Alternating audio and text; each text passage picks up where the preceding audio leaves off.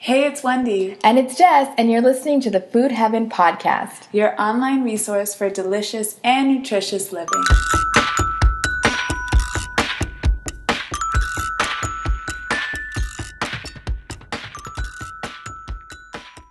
You're listening to the Food Heaven podcast with Jess and Jess. Wendy's not on this episode today. Today we have a special guest, my good friend Maxine Yeung. Am I saying it right? Yeung. And we are going to focus on physical activity. Maxine is a registered dietitian. She works at a very fancy institution, Stanford. She's a dietitian there in their virtual primary care clinic. And she's also a certified personal trainer and a former pastry chef, which makes her very interesting and cool. And we used to work together in Brooklyn. We both worked at Kings County Hospital Center, and we've been in touch ever since. And now she moved to the West Coast, and we live close and we hang out, and it's awesome. And so today I wanted to use her physical activity expertise and get some information to share with you all about how important exercise is, what we should be doing, and just tips and tricks for adding physical activity into your life. Welcome, Maxine. Thank you for having me. I'm excited to be here. This is our first guest on the podcast, so bear with us. But, all right, so let's just jump right in there. So tell me more about your background in physical activity, like you're a certified personal trainer, you're a dietitian, former pastry chef. How did it all start, and how did you end up here? As you said, a long, long time ago, I was a pastry cook. And I don't know if any of you have ever worked in the restaurant industry, but it's a little intense. And so I went from cooking more to management, but as that happened, I was moving away from food and knew that I wanted to connect with it again. And I learned about being a registered dietitian, and something just clicked inside of me where it felt like the perfect fit, where I got to be involved with food, but I also got to help people. And even get more creative with the baking part and learn how to cook a little more healthfully as well. Yeah, she has like an amazing blog and Instagram. And seriously, I look at her Instagram. Wait, what's your Instagram handle? Wellness Whisk? Wellness Whisk. Yeah, and she's like literally baking pastries every single day. And I'm like, how does this girl have time to do this? Seriously, the pictures. No, like one day I rediscovered it, and I was like looking back, and I looked like a lunatic because I was like liking every single picture. Oh yeah. I was like, oh my god, this all looks amazing, because I don't know how to bake and do any of that stuff. So I think it's like really impressive. But yeah, so that's kind of like your background, and tell us like why we should all be getting exercise. What makes it so important? Honestly, I think that the most important reason to make sure you're getting exercise is just because of the way it makes you feel. I mean, A lot of times we think of exercise as, we need to do it to manage our weight, but there's so many other benefits to it. I really do believe in the power of preventive health, and exercise has just been shown to kind of help reduce the risk of so many of these common chronic conditions that are around, like heart disease, diabetes, things like that. I also think, there is, it's true, you hear that exercise makes you happy, and that's, it induces those endorphins running through your body, and you just feel, mood-wise, more confident, more productive, more capable of doing things. And it really does just kind of make everything better, health-wise, emotionally.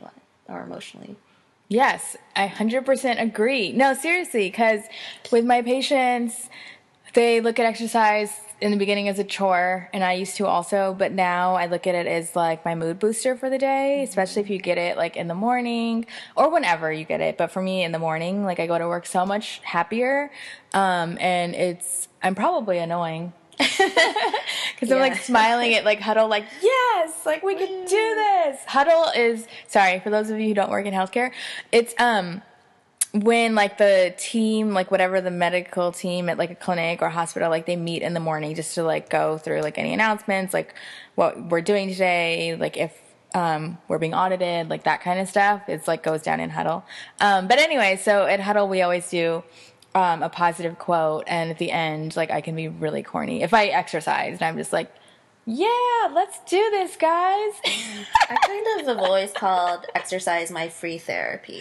Oh, nice. Yeah. That's a really good way of looking at it. Yeah, it's a great way to just clear your mind and kind of, feel better afterwards. Yeah. Yes, I love it. Okay, so we talked about why it's important. Now, what's like the minimum amount of exercise we should be getting in a day, like most people? So the minimum, if we want to go by government recommendations, the American Heart Association recommends that we get about 150 minutes of moderate exercise a week or 75 minutes of more high-intensity exercise, which basically just means, your heart rate's going even faster than it would. Breaking that down, it comes out to about, 30 minutes or so, 5 days out of the week. Mm-hmm. Personally, I think even more than that is better. I agree. That's kind of the bare recommendations. And so what counts as moderate? Is that like walking? Is that running? Mm-hmm. So it can be walking, not, casually walking from like your car to the office. Right. But you want to make sure that your heart rate's getting up a little bit, that there's a little bit of exertion there. So you can't have this kind of fluid conversation that we're having. It's a little more challenging than that. Yes, because my patients are like, oh yeah, I walk every day. And I see them walking because they live in the clinic area and they're walking at like -6 miles an hour. Mm-hmm. And so I literally stand up and show them what I mean by like brisk walking because sometimes I think it's not clear like at what speed you should be walking. So I tell people, you can correct me if I'm wrong, I tell them a 3.5 or higher on the treadmill. Does that sound about like brisk enough? That kind of does, yeah. Usually, I think the kind of average rate of walking is like 4 miles an hour, which is about 15 minutes or so. So for someone who's getting more into it, 3.5 may actually be like a good amount of exertion for them. Mm-hmm. But it's really just also making sure that you're doing something where you're consistently producing some effort. Like you said with the walking, I've got a bunch of patients myself who bike to work where I work. Nice. But a lot of times I ask them, are you biking uphill, downhill? How many stoplights do you get on your commute? Yeah. Because is stuff you kind of have to factor in. It's not just being on the bike. Right. But it's exerting yourself a little bit. That's really a really good point. So that's kind of like cardio, what we talk, like biking, walking. What about women in weights? Most people I work with, they are scared of weights. Mm-hmm. I see why. No offense to the guys, but it is really annoying when you talk to us when we're in the middle of our workout and like tell us what we need to be doing because it just makes people not want to be like in the weight area and it makes us uncomfortable. And every single time I work out, somebody has something to say.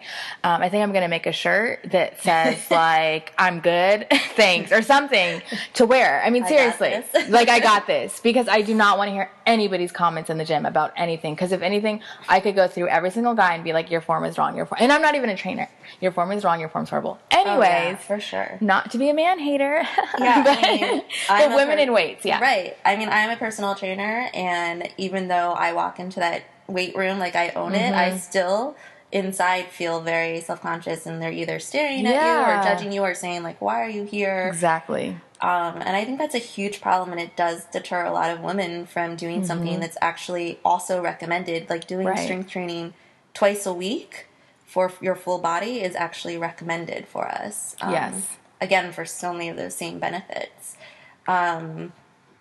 I think we just have to power through. We just have to ignore them. Yes. We can be snarky and criticize them back. Yeah, that's what I'm working. I need my quickie comebacks because I'm a little slow when I'm in the zone and like I have my Drake on and all that. And I have to take out my earphone to hear you tell me to use a heavier weight, which pisses me off. Yeah, so that's another thing is, we can't be so quick to judge because you have no idea what's going on with that person. Yeah. You don't know if they have an injury, if they're recovering, if this is their first time ever doing it and they're trying. And we need to be more positive, like as just gym goers in general. Yes. And more supportive. Yes. Yeah. And like in that instance, what had happened was I was working I was looking for the weight like that I wanted to use, which was heavier than what I was using, which is nobody's business anyway. And I went and got it, and then these guys come up to him. They were like, "Oh, you took our weights," and I was like, "Are you joking?" And he's like, "No." And so then he took them back, and so then I had to go to like the lower weight that was available. And I was thinking like, should I tell this guy this whole story?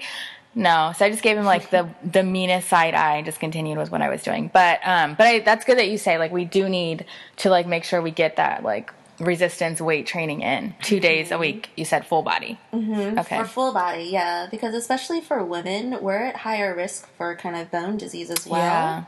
Yeah. Especially, I mean, just as we get older, we're just at higher risk, and so everything. The strength training, helps us preserve that, helps us preserve our lean body mass. You know, we unfortunately go through something called menopause as we get older, which changes our body composition. And at that point, building up a strong foundation of your muscles when you're younger really helps kind of get through that period.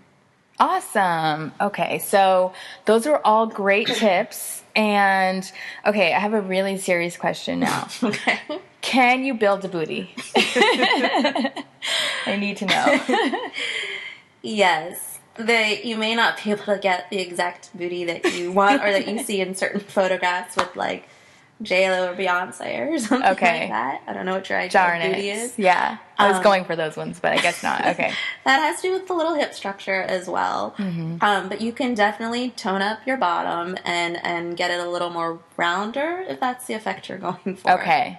And so what would be some exercises that I would have to do for that? Okay. Squats. Definitely squats, and I'd say squats is probably the number one. And the bonus about squats is that it's a great ab exercise as well, which a lot of women don't know. I didn't know that at all. If you ever look at kind of like the muscle breakdown of when you're watching a squat, your whole abdominal, your whole, legs, your glutes, everything is kind of working. Interesting. But that said, you have to do it with proper form. Okay. And so what would be the proper form? I know we're not like visual right now, but I'll try my best to explain it. You want to make sure your feet are about shoulder width apart. Okay. You want to make sure that you're trying to sit back like as if you were sitting into a chair. So you're kind of getting that kind of 90-degree angle with your knees. Okay. Or your thighs to the floor. Okay. Which is hard if you're starting out. One of the key things to watch out for is you want to make sure that your weight is kind of in your heels, so that helps to kind of get that bend. Right. And that your knees aren't going over your toes, because that can kind of lead to injuries if you do it repeatedly. And then you really want to suck in your belly button. I kind of say like suck it in like as if you're trying to get your belly button to touch your spine, because what that does is it tightens up your abs. Which they're not just like in your belly area. It goes from like, your whole torso basically. Okay. And then as you come up from your squat, you kind of want to you want to squeeze your butt a little bit and push your hips forward a teeny bit. Okay. And it sounds silly, but like if you try to clench your muscles. Right. I'm like trying to do it sitting down. Yeah, that's probably not going to work. But a lot of the butt exercises or working on shaping your booty, you kind of have to emphasize, you have to do a little of the work yourself by kind of tensing up your butt muscles. Okay. Okay, those are all really good tips. Is there any like exercises, like I know squats, any other like couple things people can do like that's going to build muscle at home though if they didn't want to go to the gym? For any particular body part? Yeah, just like anything. Yeah, I mean, there's this whole area of exercises called calisthenics, where it's basically strength training, but with your body. Okay. So, and that's actually one of my favorite things to do. Like, I don't actually lift a lot of heavy weights anymore, just due to some personal injuries. But all sorts of traditional things, that maybe we think of as old school, like push-ups and tricep dips, and the plank is a great full body exercise, lunges, Okay. Just random exercises like that. Even walking the stairs is a great one for your butt as well, or your legs. Oh, okay. Yeah. So try to take the stairs, not the elevator. Yeah, definitely, if you can.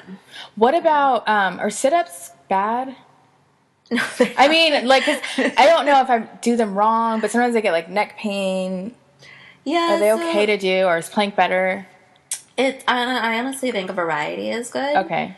We don't see traditional sit-ups as much anymore, but there's so many varieties of them. If your neck is hurting, it probably means that you're pulling your body up with your shoulders and your upper body as opposed to your abs. And one thing I kind of tell people to do is, you know, like stare at the corner of a room or like where the crease is from the ceiling to the wall, because that'll kind of point your neck and your eyes in the right direction, and then focus on your abs doing the work. And if you're thinking about it, a lot of times we just kind of subconsciously like let go of that tension in our neck. I also think another tip that helps is a lot of times we see our arms behind our head, but if you reach them out straight in front of you and kind of like as if you're like, I get what you're saying. Like doing a basketball type movement, right? With your arms on the towards the ground. Does that make sense? Yes. It's hard to explain, sorry. Yeah. But sometimes that helps us kind of get in that right position where you're making sure you're working on the abs and not using your head to pull you up. Okay. Yeah. Okay, those are all awesome tips. Now, what should if somebody was like wanted a personal trainer, what should they look for to get one? What's important? I think one of the most important things is making sure that the trainer is listening to what you want to get out of the session instead of just saying, no, I know what's best for your body type. Yeah. You know, and really listens to your previous experience with exercise or weightlifting or something like that. Asks you what you like do you prefer the machines? Do you prefer, you know, the weights or the body movements or something like that? And really tailoring that workout to work for you. Because if they're making you do things that you don't want to do or don't feel comfortable doing, you're not going to keep it up. And that's not productive. Right. That is to have advice. Fun while you're doing it. So like you said, it's not a chore. Yeah, because I feel like a lot of times trainers sometimes are like boot camp types. And I realized like after 30 years that I hate boot camp type exercise because it just feels like we're going to kill you today. And it's like, I don't want to feel like that. So I kind of try to work out to the point where I feel energized and not more tired, I guess. Because it works for me because I know like I can push it to where I'm like exhausted all day. But when I push it to like that perfect place where it's like energy, then for me that works. I know everyone's different though. Some people like that boot camp stuff. Yeah. But I mean, the good thing is there's so much out there and there's so much variety. I think lately kind of that boot camp CrossFit thing has become so trendy. Yeah, that's true. That everyone kind of thinks, oh, that's what people want. But that's not necessarily true because we're all individuals with different preferences. Yes, absolutely. So you want someone that has a broad range of knowledge. Right. You know, and if you have any injuries, can work around it. And that you just kind of connect with and that you feel comfortable with. Because it is this, like, personal relationship that you're building with someone. They're basically examining your body the whole time. Yeah, I know, which is interesting, too. Yeah. So where can the people find you? Like, what's your website and all of that stuff so we can look you up? So my website is simple. It's the same as the Instagram. It's just wellnesswhisk.com, and it's whisk like a cooking, baking whisk. All my contact information is on there. I'm a little behind, but there'll be some new information up there soon, too.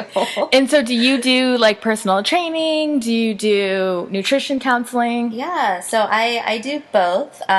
More recently, I focus more on nutrition counseling, but I do also offer that along with personal training or physical assessments if wanted. Which is amazing because a lot of people need both, so I think it's, like, perfect to like have both. And they kind of go hand in hand, right? It's all about making your body as healthy and strong as possible. Well, that concludes this episode. Thank you so much, Maxine, for being a part of it. These are like some questions that I've had for a long time, and then I just put two and two together that obviously you'd be perfect for this interview. So thank you for answering our questions, and we will include a link to your website in this article that it's going to go with this post. So stay tuned for that, and as always, let us know if you guys have any other nutrition topics or questions that you want covered in the next podcast. You can email us at foodheavenmadeeasy@gmail.com. Until next time, bye!